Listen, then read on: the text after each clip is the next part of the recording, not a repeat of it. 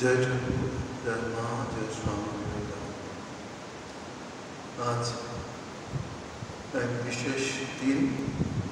আজকের এই বিশেষ দিনে ভগবান শঙ্করাচার্য এই পৃথিবীতে অবতীর্ণ হয়েছিলেন।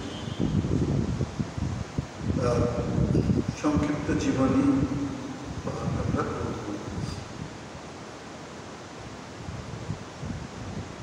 ভারতভূমিতে শঙ্করের আবির্ভাব এক মহাজ্যোতিষ্কের দিব্য অবতরণ স্বরূপ। যদিও তিনি বুদ্ধদেবের তিরোভাবে প্রায় 1200 বৎসর পরে জন্মগ্রহণ করেন, তথাপি তার অভ্যুত্থান হয়েছিল এক মহাধর্ম বিপ্লবের মধ্যে। যখন বিকৃত বৌদ্ধ ধর্মের নিরীশ্বর বা শূন্যবাদের আচরম্বর পূর্ণ আচার অনুষ্ঠানের প্লাবনে সনাতন বৈদিক ধর্ম বিলুপ্ত প্রায় হতে বসেছে, ঠিক সেই বিপ্লব বিক্ষুব্ধ সমাজে ও অধ্যাত্ম গগনে সহস্রাংশুর ন্যায় উদিত হয়ে তিনি ভারতবাসীর মনে আত্মসম্বিত ফিরিয়ে এনে তাদের একান্ত নিজস্ব বৈদিক কৃষ্টিধারায় পুনঃপ্রতিষ্ঠিত করেছে ও জগতের অধ্যাত্ম মন্দিরেও এক অভিনব আলোক ভর্তিকা জেলে দিয়ে গেছে। এটা আমরা দেখেছি ভারতবর্ষে। যখনই ধর্মের এরকম গ্লানি হয়, ভগবান তার শক্তি নিয়ে পৃথিবীতে আসে। একে বৌদ্ধ ধর্মের বিকৃত ভাব এমন যেভাবে ভারতবর্ষে ছড়িয়ে পড়েছিল, সঙ্গে সঙ্গে আবার বৈদিক মন্ত্রের যে কর্ম কাণ্ড, সেটারও প্রভাব ভীষণভাবে ছড়িয়ে পড়েছে। মানুষ ভাবতেন যাগযজ্ঞ করলেই তার সব কিছু পেয়ে যাবে, কিন্তু শঙ্করাচার্য এসে তাতে বললে, হ্যাঁ নিশ্চয়ই তোমরা পাবে, কিন্তু কতটুকু পাবে? কর্ম করলে তার ফল থাকে, কিন্তু সেই ফল আবার শেষ হয়ে যায়। তুমি তোমার কর্মকাণ্ডের মাধ্যমে হয়তো একটা লোকে পর্যন্ত উঠতে পারলে, কিন্তু তার পতন আছে। সেই জায়গাটা তোমাকে ভাবতে হবে। সেই কর্মের ফল আবার যখন কমে যায়, তখন আবার তোমাকে পৃথিবীতে আসতে হবে। সেদিক থেকে বেদান্তের চিন্তা ভাবনাকে দ্বারা তিনি প্লাবিত করতে থাকলেন একদিক থেকে আর অদ্ভুত এবং অলৌকিক জীবন, যেটা আমরা বড় একটা দেখতেই পাই না। তিনি অর্থাৎ আচার্য শঙ্কর দক্ষিণ ভারতে কেরল প্রদেশের কালাডি নামক গ্রামে 788 খ্রিস্টাব্দে জন্মগ্রহণ করেন। মাতার নাম সতী ও পিতার নাম শিবগুরু। তার উভয়ই অত্যন্ত শিবভক্ত ছিল। অনেক বছর তাদের পুত্র সন্তান হয়নি। ওই কাছাকাছি একটি শিব মন্দিরে তারা যাওয়া আসা করতেন, প্রার্থনা করতেন। পরে তাদের কৃপায় বোধহয় তার আবির্ভাব ঘটেছে। বাল্যজীবন এবং গুরুগৃহের শিক্ষা, যে আচার্য শঙ্করের দিব্য শক্তি নিয়ে জন্মগ্রহণ করে, তাহলে এরকম হতেই পারে না। এত অল্প বয়সে বেদ, উপনিষদ, গীতা সমস্ত কিছু পাঠ করতে, সমস্ত কিছু, শুধু পাঠ নয়, বোধ অনুভব। জীবনের প্রথম উন্মেষ থেকেই তার মধ্যে অভূতপূর্ব প্রতিভার বিকাশ হয় এবং তারই ফলে তিনি পুরাণাদি পাঠে আগ্রহী হন ও নিজ চেষ্টায় বেদ, বেদান্ত, উপনিষদের বহু শ্লোক কণ্ঠস্থ করে ফেলেন। 3 বছর বয়সে তার চূড়াকরণ এবং এর কিছুদিন পরে তার মৃত্যুবিয়োগ ঘটে। আমাদের লিমিটেড টাইম, সেই টাইমের মধ্যে আমাদের পাঠ করতে হবে। তো খুব বেশি দূর আমরা বলতে পারবো না, কিন্তু অসাধারণ একটি এবং অলৌকিক জীবন যাপন তিনি করে গেছেন। এটা বলছে 3 বছর বয়সে তার চূড়াকরণ হয় এবং কিছুদিন পরে তার পিতৃবিয়োগ ঘটে। খুব যে অ্যাফ্লুয়েন্ট পরিবারে তার জন্ম তা না, খুব গরিবের ঘরেই তার জন্ম অলমোস্ট। বলছেন যে মায়ের ঐকান্তিক প্রচেষ্টায় শঙ্করের অধ্যয়ন রীতিমতো চলতে থাকে। 5 বছর বয়স উপনয়ন হয়, 7 বছর বয়স পর্যন্ত গুরুগৃহে থেকে বেদ, উপনিষদ, সাংখ্য, পাতঞ্জল, বৈষয়িক প্রভৃতি শাস্ত্রের পাণ্ডিত্যের তিনি বৃহস্পতি তুল্য হয়ে ওঠে। 5 বছর একটা বয়স, এই বয়সের মধ্যে এত কিছু অনুধান করা বা এটাকে বোধবুদ্ধি লাভ করা এত সহজ তো নয়।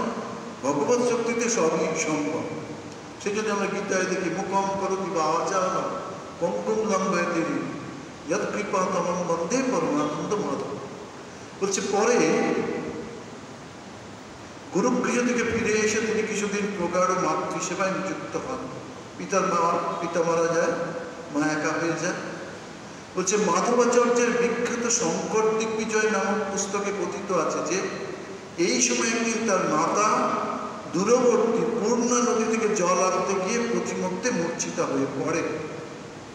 ওখানেই আমাদের আশ্রম একটা গড়ে উঠেছে, নতুন বলছি না, অনেক পুরনোই। এবং সৌভাগ্যক্রমে এই নদী বা ওইসব জায়গায় একটু অনেকের মতোই আমাদেরও যাওয়ার সুযোগ হয়েছে। বলছেন মাতার দুঃখে তিনি অতিশয় দুঃখিত হন এবং শিবের উপাসনা করেন। ফলে শিবের বরে পূর্ণা নদীর স্রোত পরিবর্তিত হয়ে তার গৃহের নিকট দিয়ে প্রবাহিত হয়। আধুনিককালেও আপনাদের নাগমাসার জীবনী পড়েন, সেখানেও দেখবেন তার পিতার নদীতে যেতে কষ্ট হয়। তার পিতা বলে তোর এত ভাব, তুই দেখা তো এরকম ভাবে তোর বাড়ির কাছাকাছি থেকেই গঙ্গার উৎপত্তি বা নদীর উৎপত্তি হয়েছে। এই অলৌকিক ঘটনায় কেরল দেশের তৎকালীন রাজা রাজশেখর স্বয়ং শঙ্করের গৃহে আসেন ও তাকে বহু রত্নালঙ্কার উপঢৌকন দিতে চান, কিন্তু শঙ্কর সে সমস্ত প্রত্যাখ্যান করেন। শঙ্কর এসেছিলেন বিশেষ শক্তি নিয়ে। তার জীবনের লক্ষ্যই কি লক্ষ্য না, জীবনের উদ্দেশ্যই অল্প বয়সে বুঝে ফেলেছিলেন। সেই উদ্দেশ্যটা কি না, পরব্রহ্মে লীন হওয়া। এই অবস্থা প্রাপ্তির জন্য সন্ন্যাস পথকে শ্রেষ্ঠ বলে তার মনে হয়েছে। দেখুন পরে বলছেন 8 বছর বয়সে তার বিবাহের প্রস্তাব আসে, কিন্তু তিনি আদৌ সম্মত হন না। বলে আমার আয়ু মাত্র 16 বৎসর ও আমি জন্ম সন্ন্যাস। আয়ু 8 বছর ছিল, 8 বছর ছিল, তারপর একটা আসলে আমরা বুঝতে পারবো। এরপরেই তিনি সন্ন্যাস গ্রহণের সংকল্প গ্রহণ করেন ও মাতার অনুমতি চান, কিন্তু মাতা কিছুতেই অনুমতি দিতে চান না। কোনো মাই দেয় সমাজে দিতে চান, ওনার মা পৃথক কিছু হতে পারেন না। তারপরে পিতা নেই, একমাত্র সন্তান। সে সময় এক অত্যাশ্চর্য ঘটনা ঘটে। বালক শঙ্কর একদিন পূর্ণা নদীতে স্নান করছেন, এমন সময় এক ভীষণাকার কুম্ভীর বালককে ধরে নিয়ে যেতে থাকে। মাতা ওই করুণ দৃশ্য দেখে কাতর স্বরে চিৎকার করতে থাকে। তখন শঙ্কর মাতাকে বলেন, মা, তুমি যদি আমাকে সন্ন্যাস নেবার অনুমতি দাও তাহলে এই কুম্ভীর এখনই আমাকে ছেড়ে দেবে। ঘটনা হয়তো এইরকমই, কিন্তু আমরাও দেখছি আমরা সব সংসার সমুদ্রে রয়েছি। এই রিপু, কাম, ক্রোধ, লোভ, এগুলো সব একটা কুমির, এরাও সবসময় তৎপর হয়ে থাকে। উপায় কি? ত্যাগই পথ, ত্যাগ এবং অমিতত্ব মানুষের পরিচয় করছে।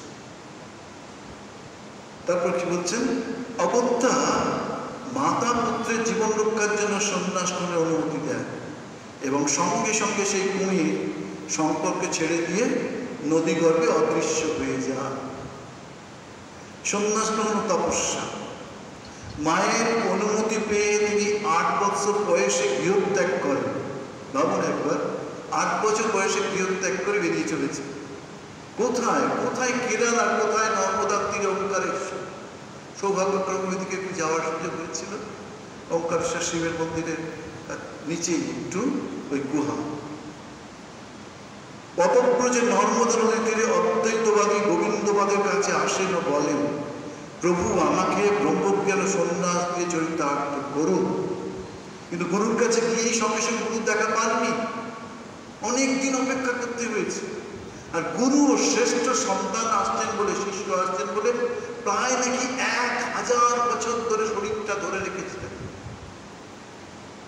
1000 বছর ধরে এইরকম শরীর। একজন বললেন, ও ওনার দর্শন যাও, যাও, এই ওই গুহার মধ্যে উনি বসে আছেন, যাও গিয়ে দর্শন করো, গিয়ে একটু বাতি জ্বালবেন, ওনাকে দর্শন করতে পারবেন। আর তিনি গুরুকে তো দর্শন করলেন, কিন্তু সামনেই তো নর্মদা নদীর জলোচ্ছ্বাস ব্যাপক। তিনি নর্মদা নদীকে অর্ডার করলেন, তোমার ওই উচ্ছ্বাস তুমি বন্ধ করো, তোমার ওই স্রোত তুমি বন্ধ করো। এই পবিত্র শুদ্ধ আত্মা শক্তিতে দেখা গেল যে নর্মদা নদী শান্ত হয়ে গেল। গোবিন্দবাদের সঙ্গে তার অনেকদিন পরে দেখা হয়েছে। গোবিন্দবাদ তাকে প্রশ্ন করছেন, তুমি কে? কে তুমি? তার উত্তর শঙ্কর যা বলেছিলেন তা জগতের ইতিহাসে চির উজ্জ্বল হয়ে থাকে। শঙ্কর উত্তর দেন, প্রভু আমি পার্থিব কিছু নই, আমি জল নই, আকাশ নই, তেজ নই, বায়ু নই, কোনো ইন্দ্রিয় নই বা ইন্দ্রিয়ের সমষ্টিগত দেহও নই। আমি এসবের অতীত নির্লিপ্ত শিবস্বরূপ পরমাত্মার একটি অংশ, পরমাত্মার একটি অংশ। সন্ন্যাস গ্রহণের পর অনেক রকম পরীক্ষা করেছিলেন এবং অনেক রকম ভাবে গুরু তাকে তৈরি করেছিলেন। সন্ন্যাস গ্রহণের পর শঙ্কর গুরুগৃহে কঠোর তপস্যা আরম্ভ করেন। মধ্যাহ্নে প্রখর রৌদ্র, ঝড়, বৃষ্টি, তুফান মাথার উপর দিয়ে চলে যেত, কিন্তু তিনি অচল অবস্থায় দিনের পর দিন নির্বিকল্প সমাধিতে মগ্ন থাকতেন। শঙ্করের তপস্যায় সন্তুষ্ট হয়ে গুরু বলেন, বৎস তুমি তপস্বিত হয়েছ, তুমি এখন পরিব্রাজক হও। প্রথমে বারাণসীতে যাও, সেখানে গিয়ে অদ্বৈত তত্ত্বের প্রচার ও ব্রহ্মসূত্রের ভাষ্য প্রণয়ন করো। এই কাশীতে আসবেন, বারাণসীতে আসবেন, এইসবগুলো লিখবেন, প্রচার করবেন। সারা ভারতবর্ষ, সমুদ্র হিমাচল ভ্রমণ করেছে। ভারতবর্ষের ভাবটাকে তিনি নতুনভাবে একটা রূপ দিয়েছেন, অদ্বৈতভাবে নতুন রূপ দিয়েছেন। পরে তিনি দেবীর দর্শনের পরে নিজের ভাবটা অদ্বৈত থেকে দ্বৈততেও নিয়ে চলে এসেছেন। পরিব্রজ্ঞা ও গ্রন্থাদি প্রণয়ন। গুরুর নির্দেশ করে তিনি প্রথমে কাশী নামে আসেন। সেখানে তৎকালীন পণ্ডিতগণের সঙ্গে অদ্বৈত তত্ত্ব সম্বন্ধে আলোচনা করেন। কাশীতে বড় বড় পণ্ডিতের অবস্থান ছিল সেই সময়। শঙ্করের অপূর্ব প্রতিভায় মুগ্ধ হয়ে এটা প্রত্যেকে গুরুও দেখেছে, আগুনের যেন একটা বলয়, আগুনের মতো তার শক্তি। যেমনভাবে নচিকেতাকে জমের মনে হচ্ছিল আগুনের মতো একটা ছেলে, সেরকম এক্ষেত্রেও শঙ্করকেও তাই মনে হয়েছে। সেখানে অবস্থানকালে এক অলৌকিক ঘটনা ঘটে। কি ঘটনা? যে শঙ্করের প্রিয়তম শিষ্য সনন্দনের প্রতি তার অত্যধিক স্নেহ দেখে অনেকেই ঈর্ষান্বিত হয়ে ওঠে। হ্যাঁ, যে পড়াশোনা করে না, এই সবসময় নানা রকম কাজে কর্মে থাকে, এখানে ক্লাস হচ্ছে, সেখানেই গুরুর ওপারে গিয়ে গুরুর সব কাপড় চোপড় ধুচ্ছে টুচ্ছে, এরকম সব কাজ করছে। সবাই তাকে প্রায় সময় নালিশ করে, ও কিছু করে না, ও এরকম পাঠ শোনে না, ও এরকমভাবে চলে যায় সে এইসব কাজ করতে। একদিন কি হলো, শঙ্কর তা বুঝতে পেরে সনন্দনের গুরু ভক্তির পরাকাষ্ঠা প্রমাণিত করার জন্য একদিন যখন সনন্দন গঙ্গার অপর পাড়ে দাঁড়িয়ে নৌকার জন্য অপেক্ষা করছিলেন, তখন শঙ্কর তাকে উচ্চ ঈশ্বরে ডাক দিয়ে বলেন, সনন্দন তুমি এই মুহূর্তে এপারে চলে এসো, এই মুহূর্তে এপারে চলে এসো, আমার বিশেষ প্রয়োজন। দেখুন গুরু ভক্তির ফলটা কি, এগুলো আমরা পড়ছি, কিন্তু ভগবান শঙ্করাচার্যের জীবনের কথা তো সব পাওয়া যায় না। যেটুকু পাওয়া গেছে সেটুকুই আমাদের, সেই থেকে আমরা বইয়ের মধ্য থেকে আপনাদের বিতরণ করার চেষ্টা করছি। যে গুরুর আহ্বানে সনন্দন গুরু নাম জপ করতে করতে খড়ম পায়ে দিয়ে গঙ্গার উপর দিয়ে হাঁটতে শুরু করলে, গঙ্গার উপর দিয়ে হাঁটতে শুরু, গুরু ডেকেছে, ডুবে যাই যাই যাই গুরু ডেকেছেন যখন এক্ষুনি যেতে হবে, তখন প্রতি পদক্ষেপ একটি করে পদ্মফুল ফুটে উঠতে থাকে, প্রত্যেকটা স্টেপে একটা করে পদ্মফুল ফুটে উঠছে। এই অদ্ভুত ব্যাপারে সকলে চমৎকৃত হয়ে যান। সেই দিন থেকে শঙ্কর সনন্দনের নামকরণ করেন পদ্মপাদ। কিছুকাল পরে শঙ্কর উত্তর পথে যাত্রা করে বহু তীর্থ পর্যটন করতে করতে অবশেষে হিমালয় পর্বতে ব্যাসের পুণ্যাশ্রম বদ্রিকাশ্রমে উপনীত হন। সত্যি এসব জায়গার তুলনা নেই, যে যাবে তারা ফিরতে ইচ্ছা হবে না, এমন সুন্দর জায়গা।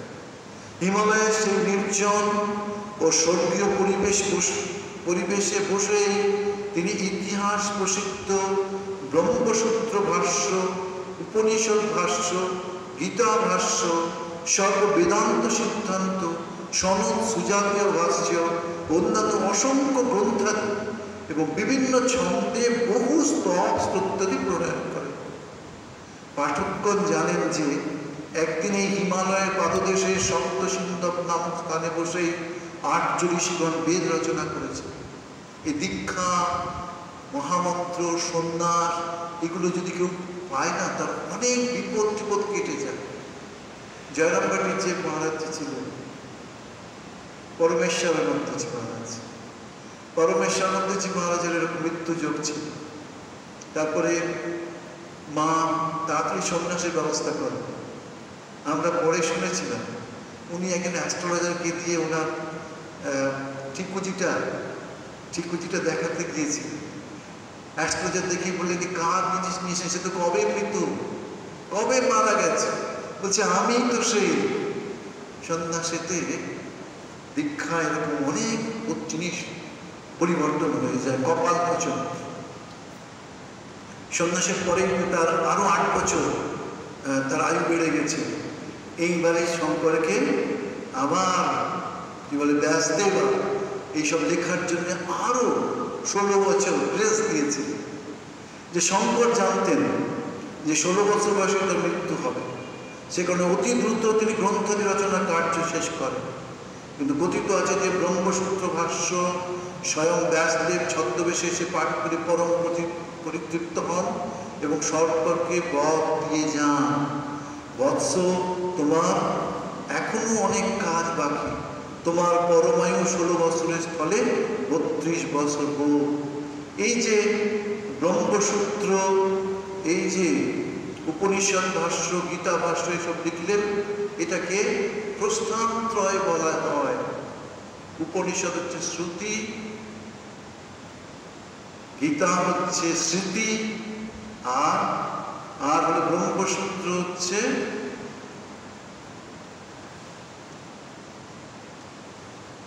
শ্রুতি স্মৃতি, আর একটা হলো ন্যায়, ন্যায় প্রস্থানত্রয়। এই বলছেন দিগ্বিজয় এবং অলৌকিকত্ব। শঙ্কর আনুমানিক 17 বছর বয়সে দিগ্বিজয় পাইলেন। জীবনের অবশিষ্ট প্রায় 15 বছরকাল ভারতের এক প্রান্ত থেকে অপর প্রান্ত পর্যন্ত তৎকালীন সমস্ত খ্যাতনামা পণ্ডিতগণকে তর্কযুদ্ধে পরাস্ত, তাদের শিষ্যমণ্ডলীভুক্ত তৎকালীন বিকৃত বৌদ্ধবাদকে খণ্ডন করে সনাতন সত্য ধর্মের পুনঃপ্রতিষ্ঠা করেন।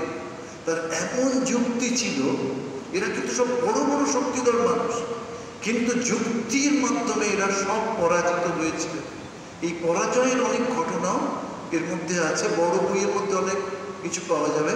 আমরা তো অতি সংক্ষেপে জাস্ট একটু আলোচনা করতে এসেছি। দিগ্বিজয়, শঙ্কর দিগ্বিজয়ে বেরিয়ে প্রথমে প্রয়াগে যান ও সেখানে পণ্ডিত কুমারী ভট্টের সঙ্গে তার সাক্ষাৎ করেন। ভট্টপদ গুরুদ্রোহের অপরাধে তুষানন দেহত্যাগের উদ্যোগ করছে। ভট্টপদ শঙ্করকে অনুরোধ করেন তৎকালীন মিথিলা মাহিষ্যতী নগরের দুষ্দর্শ কর্মকাণ্ডী পণ্ডিত মণ্ডন মিশ্রকে তর্কযুদ্ধে পরাজিত। মণ্ডন মিশ্র মিথিলায় থাকে। শঙ্কর তৎকালীন স্বীকৃত হন, কিন্তু প্রয়াগ থেকে মিথিলার দূরত্বের কথা চিন্তা করে তিনি যোগ মার্গে, আকাশ মার্গে মাহিষ্মতী নগরী মণ্ডন মিশ্রের প্রাসাদে এসে উপস্থিত হয়। যোগ পার্বতী অনেক যোগ টোগ তপস্যা করেছে। যে ভগবান হয় তার কাছে তো কোনো অসুবিধা হয় না, তিনি সর্ব শক্তিধর হয়। ঠাকুরের ক্ষেত্রেও তো দেখি হৃদয়রাম শিহরে দুর্গা পুজো করছেন, ঠাকুর বলছেন দুর্গা পুজোর যখন আরতি করবি আমাকে দেখতে পাবি পাশে দাঁড়িয়ে থেকে, দেখছি আমি। তাই তো হয়েছে। ঠাকুর কি বলছেন, আমি আকাশ মার্গে চলে যেতাম। কথিত আছে যে মণ্ডন মিশ্রের দাস দাসীগণ ও এমনকি পোষা পাখিগুলিও মুখে মুখে শাস্ত্র আলোচনা করত। শঙ্কর যখন মণ্ডনের প্রাসাদে উপস্থিত হন তখন তিনি রুদ্ধ দ্বারপক্ষে পিতৃ শ্রাদ্ধ করছিলেন। শঙ্কর বহির্দেশে দীর্ঘকাল অপেক্ষা করে অধৈর্য হয়ে পুনরায় যোগ বলে শ্রাদ্ধস্থলে গিয়ে উপস্থিত হন।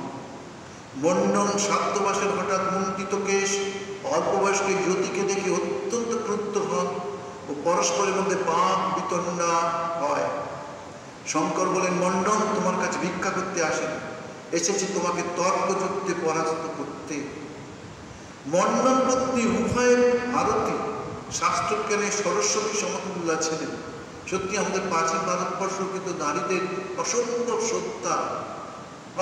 শ্রদ্ধা করতে, এবং তারা নিজেরাও অনেক বড় বড় মাপের সব, যেমনভাবে স্বামীজি বলেছিলেন যে মায়ের মতো সব গার্গী মৈত্রী খনা মতো এইসব বিদুষী পণ্ডিত মহিলারা আবার পৃথিবীতে অবতীর্ণ হয় এই মাকে কেন্দ্র করে।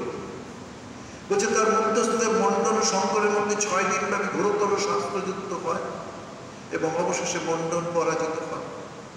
স্বামী পরাজিত হলে উভয় ভারতী শঙ্করকে বলেন, স্বামী ও স্ত্রী উভয়কেই না পরাজিত করতে পারলে সম্পূর্ণ পরাজয় হয় না। শঙ্কর উভয় ভারতীর সঙ্গে শাস্ত্রযুদ্ধে সম্মত হলেন, কিন্তু উভয় ভারতী শঙ্করের অজ্ঞাত গৃহস্থম সম্বন্ধে নানা প্রশ্ন করেন। বাল সন্ন্যাসী গৃহস্থ ঘরের অনেক কিছুই জানেন না, তো যদি এরকমভাবে উভয় ভারতী প্রশ্ন করেন তাহলে তিনি উত্তর দেবেন কি? এই জায়গায় তিনি নিজেকে কেমনভাবে শরীর ছেড়ে দিয়ে অপর শরীরের মধ্যে প্রবেশ করে সব জ্ঞান লাভ করে এলেন সেটা বলছে। তিনি আকাশ মার্গে যোগ বলে ওঠেন ও দেখেন দূরে মগধের অমরক রাজার মৃতদেহ বাহিত হচ্ছে। শঙ্কর সে মৃতদেহে প্রবেশ করেন, রাজা পুনর্জীবিত হয়ে ওঠেন। তখন শঙ্কর সেই রাজদেহে কিছুদিন অবস্থান করে তার অজ্ঞাত শাস্ত্রের সমস্ত খুঁটিনাটি শিখে নেন। পরে রাজাকে পুনরায় মৃত অবস্থায় রেখে শঙ্কর তার নিজ দেহে প্রবেশ করেন। উভয় ভারতীকেও তর্কযুদ্ধে পরাস্ত করেন। পরে মণ্ডন মিশ্র শঙ্করের শিষ্যত্ব গ্রহণ করেন ও তার নাম হয় সুরেশ্বরাচার্য। আপনি ভাবছেন যে শঙ্করই শুধুমাত্র এইসব তর্কযুদ্ধে পারেন, ঠাকুরের কাছে যারা এসেছিল তারা দাঁড়াতে পেরেছিলেন? কেউ দাঁড়াতে পারেন না। ঠাকুরের তো পড়াশোনা কিছু ছিল না, কিন্তু ঠাকুর বেদ বেদান্ত পুরাণ ভাগবত উপনিষদ সব কিছুই কণ্ঠস্থ মুখস্থ ছিল, যেখানে যেমন প্রয়োজন হতো তিনি বলতেন। এই সময়ে যোগ বলে শঙ্কর জানতে পারেন যে তার মাতা মৃত্যু শয্যায় শায়িতা। হ্যাঁ, তখন তো মোবাইল ছিল না, অন্য কিছু ছিল না। তিনি মাকে কথাই দিয়েছিলেন, তোমার যখন মৃত্যু শয্যায় এরকম অবস্থা আসবে তুমি আমাকে স্মরণ করলেই আমি চলে আসবো। তিনি সত্যিই যোগ বলে চলে এসেছিলেন এবং মায়ের সেবা শুশ্রূষা করেছিলেন। সকালবেলা মায়ের সঙ্গে অনেক কথাবার্তা হয়, তারপরে মা বলেন যাও বাবা একটু খেয়ে দে, স্নান টান করে খেয়ে দে এসো। তারপর যখন এসেছেন তখন মা চেয়েছিলেন কি, আমাকে যেন একটু ইষ্টমূর্তি দর্শন করে দেওয়া হয়। শঙ্কর প্রথমে শিবের মূর্তি দর্শন করাতে যান। শিবের সাথে সাথে তার যারা এইসব নন্দী বৃদ্ধি এইসব দেখে তার মা খুব ভয় পেয়ে গিয়েছে। বললেন বাবা এদের দূরে সরিয়ে দাও, এদেরকে আমি সহ্য করতে পারছি না, এদের দেখে আমার ভয় লাগছে। পরে আবার বিষ্ণুকে তিনি আনেন ভগবান বিষ্ণু দর্শন করার। মা দেখুন কেমনভাবে মাও তার ছেলের জন্য তার ইষ্টমূর্তি দর্শন করে শরীর ত্যাগ করে। শঙ্করের গৌরবে ঈশ্বর বশত তার গ্রামবাসী কেউই তার মৃত সৎকারে সাহায্য করতে আসেন। দেখুন শঙ্কর এত বড় একজন সন্ন্যাস, কিন্তু সেই গৃহস্থ আশ্রম কি পাতকুয়া, মৃত্যু খুব, তার বংশধররা কেউ এগিয়ে আসে। শঙ্করের মায়ের বিশেষ ইচ্ছা ছিল, বাবা দেখো আত্মীয় স্বজন তোমাকে কেউ দেখতে আসেনি? এই যে ছোট জাতের মেয়েটা আমাকে সারা জীবন সেবার কাজ করেছে, তুমি তো এই সমস্ত সম্পত্তি তাকে দিয়ে দাও। সেইভাবেই কিন্তু তিনি ওই একা একাই মায়ের শরীর নিয়ে যায়, একা একাই কাঠ নিয়ে গিয়ে দাহ করেন, তারপরে ওই তার হাতেই সম্পত্তি তুলে। অগত্যা শঙ্কর একাই মাতা শব্দেও বাহন দাহক, মাতার পারলৌকিক ক্রিয়াদি নিষ্পন্ন করে শঙ্কর পুনরায় পদ্মপাদ অবতার যখন আসেন তখন তার পার্শ্বদ তৈরি করে। ঠাকুর যেমন সন্ন্যাসী পার্শ্বদ, তারপরে গৃহী পার্শ্বদ তৈরি করেছিলেন স্ত্রী পুরুষ, সেরকম শঙ্করকেও দেখি এরকম সন্ন্যাসী পার্শ্বদ তৈরি করে। পদ্মপাদ, হস্তামলক, তোটকাচার্য, সুরেশ্বরাচার্য, সমিতপাণি, চিত্রবিলাস, জ্ঞানকন্দ, বিষ্ণুগুপ্ত, সুপ্তকীর্তি, ভানুমরিচি, বুদ্ধিবিনিচি, আনন্দগিরি প্রভৃতি তার শ্রেষ্ঠ শিষ্যকে সঙ্গে নিয়ে ভারতের অবশিষ্ট স্থানে ভ্রমণ তর্ক যুদ্ধে বাহির হন। এই সর্বশেষ ভ্রমণকালে তিনি বহু বৌদ্ধ, জৈন, কাপালিক, চারমার, কণা, রানু প্রভৃতি বিভিন্ন মতাবলম্বীদের এবং প্রচক, সৌরমত, সমনক, নীলকণ্ঠ, ভাস্কর পণ্ডিত, উগ্রভৈরব, বান, ময়ূর, দণ্ডী, শ্রীহর্ষ, অভিনবগুপ্ত প্রভৃতি তৎকালীন বিভিন্ন সম্প্রদায়ের শীর্ষস্থানীয় পণ্ডিত ও সন্ন্যাসীগণকে পরাস্ত তাদের নিজ শিষ্যমণ্ডলী মুক্ত করেন। পদযাত্রাকালে সন্ন্যাসী এই তো একটা বড় জায়গা। আমরা সবাই ভাবি যে অদ্বৈত ভাব মানে শুধু তাই ব্রহ্মসত্য জগৎ মিথ্যা এইটাই, কিন্তু তা নয়। শঙ্করাচার্য ব্রহ্মসত্য বলেছেন, জগৎ সত্য বলেছেন। ঠাকুর শঙ্করাচার্য হাতে কাঁটা খুঁজছে, জগৎ দেখতে পাচ্ছে, কি করে না বলুন? একটা জায়গায় যখন উঠবে মন তখনই এটা হতে পারে।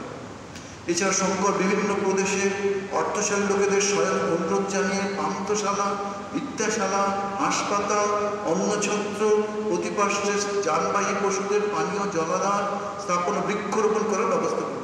সন্ন্যাসী শুধুমাত্রই সাধন ভজন নিয়ে থাকবেন না, সন্ন্যাসীর আরও কাজ আছে সমাজের বুকে, সেটাও আমরা শঙ্করাচার্যের মুখে দেখি। শঙ্কর কাশ্মীরের প্রসিদ্ধ সারদা মঠে কিছুকাল অবস্থান করেন। তৎকালীন তক্ষশিলার অসাধারণ পণ্ডিতগণকে শাস্ত্রযুদ্ধে পরাস্ত করেন। কাশ্মীর থেকে তিনি হিমালয়ের কেদারনাথে আসেন। এই কেদারনাথেই তিনি 32 বছর বয়সে গৃহধাম ত্যাগ করেন। বলে কেদারের মধ্যে তার শরীর লীন হয়ে যায়। আমরা দেখেছিলাম কেদারের পেছনে বলেন ওখানটা তপস্যা করতেন, কিন্তু এটা হয়। যে চারিধাম দর্শনামী সম্প্রদায়, আমরা দর্শনামী সম্প্রদায় রামকৃষ্ণ মিশনে যে শঙ্কর দিগ্বিজয়কালে ভারতের বিভিন্ন স্থানে 4টে মঠ স্থাপন করেছেন। মাহেশ্বরের অন্তর্গত তুঙ্গভদ্রা নদী তীরে সিঙ্গেরি মঠ, দ্বারকায় গোমতী নদী তীরে সারদা মঠ, পুরীতে সমুদ্রকূলে গোবর্ধন মঠ, বদ্রীতে অলকানন্দ নদী তীরে যোশী বা জ্যোতির্মঠ স্থাপন করেন। শঙ্করী সর্বপ্রথম মঠ নিয়ন্ত্রণের বিধি রচনা ও সন্ন্যাসীদের দর্শনামী সম্প্রদায় গঠন করেন। কিভাবে সন্ন্যাসীরা থাকবে, তাদের জীবনের যেমনভাবে স্বামী বিবেকানন্দ একটা নিয়মাবলী করে গেছেন সাধু সন্ন্যাসীর মঠে যারা থাকবে সাধু ব্রহ্মচারীদের, সেরকম শঙ্করও সেরকমভাবে করেছিলেন। একজন অন্যজনের এরিয়ায় যাবে না, এসব নানা রকম কথা থাকে, কিন্তু যা হয়ে থাকে একটা সময়ে এসে সেই সময় সেই শক্তিও কমে যায়। সেরকম অবস্থা এখন অনেক জায়গায়। শঙ্করী সব তীর্থ, বন, অরণ্য, গিরি, পুরী, ভারতী, পর্বত, সাগর, সরস্বতী আশ্রম, এই 10টি দর্শনামে সম্প্রদায়ের পদে আমরা পুরী সম্প্রদায়ের যতটা আমার জানা আছে। শঙ্করের অধ্যাত্মবাদ, শঙ্কর প্রবর্তিত দার্শনিক তত্ত্ব বেদান্ত অদ্বৈতবাদ নামে খ্যাত। এর প্রধান উপজীব হচ্ছে বেদান্ত ও উপনিষদ। বেদের জ্ঞানকাণ্ডকে বেদান্ত বলে। চতুর্বেদের অন্তর্ভুক্ত তত্ত্বমসি, অহম ব্রহ্মাস্মি, প্রজ্ঞানং ব্রহ্ম, অয়মাত্মভাব এই 4ই মহাবাক্যের প্রাতিপত্য জীবব্রহ্মের ঐকান্তিক অবেদ দর্শন তত্ত্বে অভিনব দার্শনিক রূপায়ণে শঙ্কর প্রচলিত অদ্বৈতবাদ। শঙ্কর বলেন একমাত্র ব্রহ্মই নিত্য ও অন্য সব অনিত্য। এই নিত্য অনিত্য ভেদ জ্ঞানের অনুভূতি মনুষ্য জীবনের সার্থকতা। জীব মাত্র নিজেকে আমি বলেই জানে, কিন্তু আমি বা আপনার প্রকৃত স্বরূপের বোধ নেই।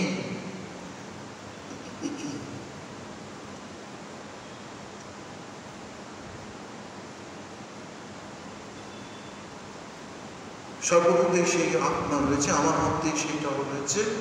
আমার মধ্যে আমি সৎ রূপে, কারণ রূপে, প্রকাশ রূপে, আনন্দ রূপে বিরাজিত। এই পরিষদ হচ্ছে তস্য ভাষা সর্বমিদম বিভাতি আসে। তার মধ্যে লৌকিক ও বৈদিক সকল প্রকার ক্রমীয় ব্যবহারিক অবিদ্যার পথ।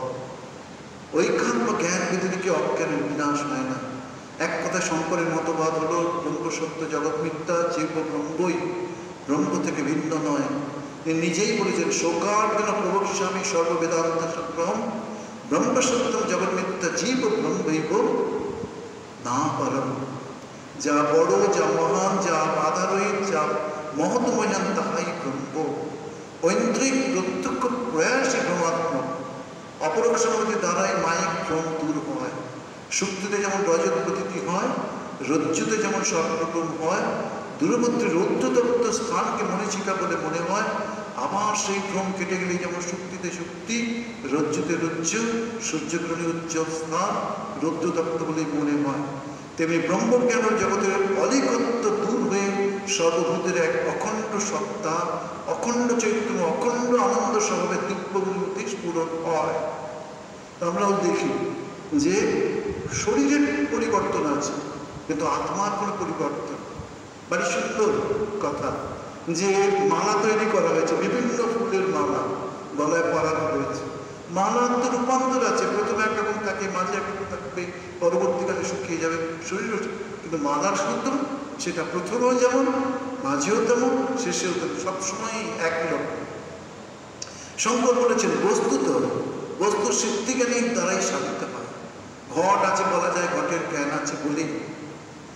যে বিষয়ে জ্ঞানের ব্যভিচার হয় তা অসৎ, যাতে জ্ঞানের ব্যভিচার হয় না তাই সৎ। আত্মলব্ধির জন্যই তার আকাঙ্ক্ষা ও নিষ্কাম কর্মের দ্বারা চিত্তশুদ্ধি হয়। চিত্তশুদ্ধির পরই পরম জ্ঞান স্বতই স্ফূর্ত হয়। তদবস্থায় স্বস্বরূপের উদ্ভব হয় ও তদ্বারা দেহান্তিতে আত্মার অভেদ বুদ্ধি চলে যায়। মানুষ স্বস্বরূপ ভূমানন্দ, ভূমা চৈতন্য অধিকারী হয়। তখন সুতীব্রভাবে অনুভব করেন চিদানন্দ রূপ শিবহম। শঙ্কর, আচার্য শঙ্কর অনেক স্তব স্তুতিও রচনা করেছেন।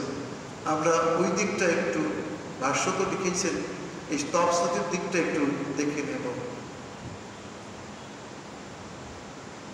ভবান্নষ্টকম বলে একটি স্তোত্র তিনি লিখেছেন। আমি দু লাইন বলি, দুটো দুটো করে স্তব পড়ে এগিয়ে যাব। ন তাতো ন মাতা ন বন্ধু ন মুক্তা ন পুত্র ন পুত্রী ন ভৃত্য ন ভর্তা ন জায়া ন বিদ্যা ন বৃত্তি মমৈব গতিস্তম গতিস্তম তমেকা ভবানী।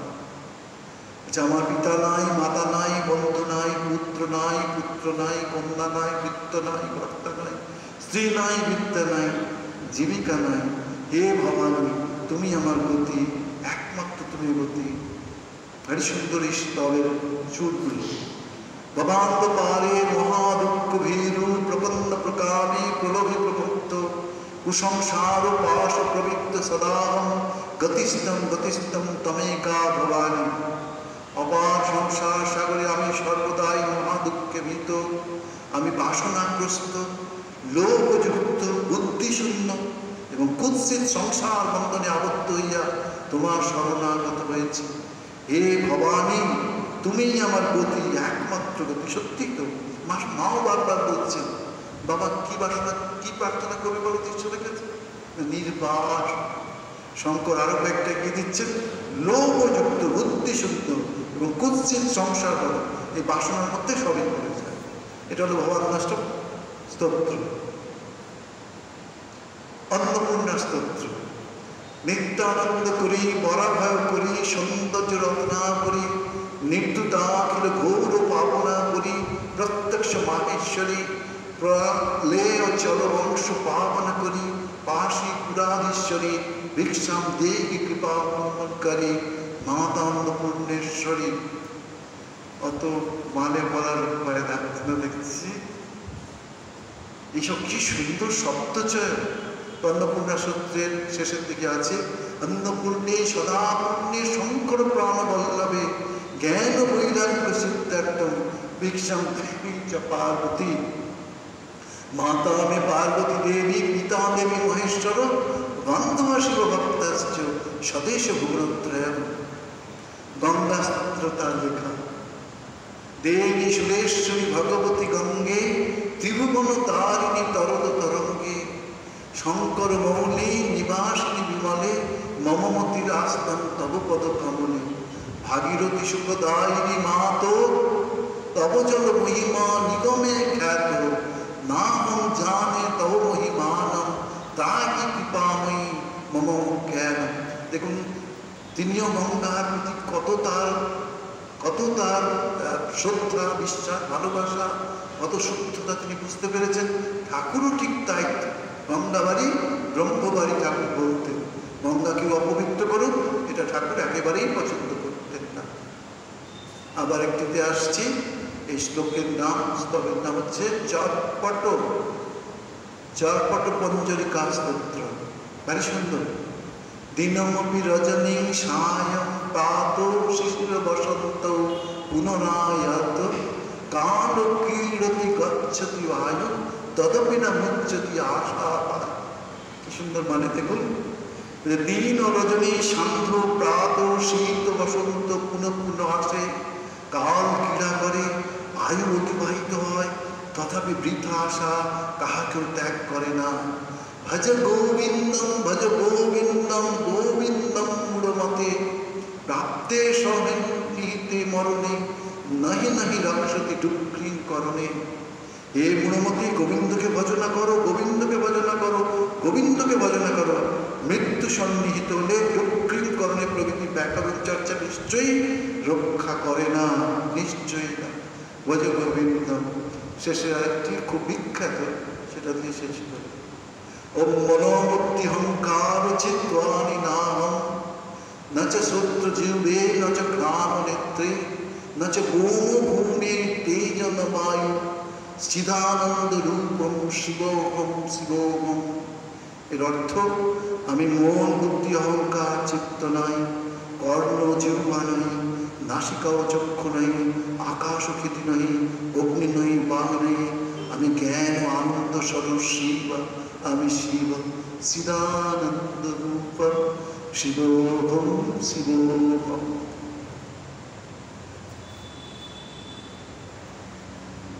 ভগবান শঙ্করাচার্যের অতি সংক্ষিপ্ত জীবনী আপাতত এইটুকু সময়ের মধ্যে আমরা পাঠ করলাম। আমরা আমাদের ভারতবর্ষের কথা ভুলেই গেছি। স্বামী বিবেকানন্দ বলতেন কি, ভারতবর্ষের প্রতি ধূলিকণা পর্যন্ত পবিত্র, ভারতবর্ষ প্রতিটি ধূলিকণা পর্যন্ত পবিত্র। এইসবের জীবনী দেখলে পাঠ করলে আমাদের তো তাই মনে হয়। ঠাকুর মা স্বামীর চরণে আবার প্রণাম জানাই, তাদের স্তব দিয়ে শেষ করি। ওম নিরঞ্জন মৃত্যুমন্ত রূপম ভক্তানুকম্পাৎ বিপরিক্রমম বৈ ঈশাবতরম পরমেশ্বর তম রামকৃষ্ণম শিরসা। ওম যথাজ্ঞায়িকা শক্তি রামকৃষ্ণ স্থিতাইয়া সর্ববিদ্যা স্বরূপম তম সর্বতম নম শ্রী যতিরাজায় বিবেকানন্দ সুরায় সচ্চিৎ সুখ স্বরূপায় স্বামীনে তাপহায়। ভগবান শঙ্করাচার্যের চরণে প্রার্থনা, তিনি আমাদের শুভ আশীর্বাদ করুন। তার আশীর্বাদে আমাদের ভেতরেও যেন এই তত্ত্বজ্ঞানের উদয় হয়, আমাদের জীবনটা যেন ফল ফুলেতে গড়ে জীবনটা মধুময় হয়ে শান্তি শান্তি শান্তি। শ্রীরামকৃষ্ণ।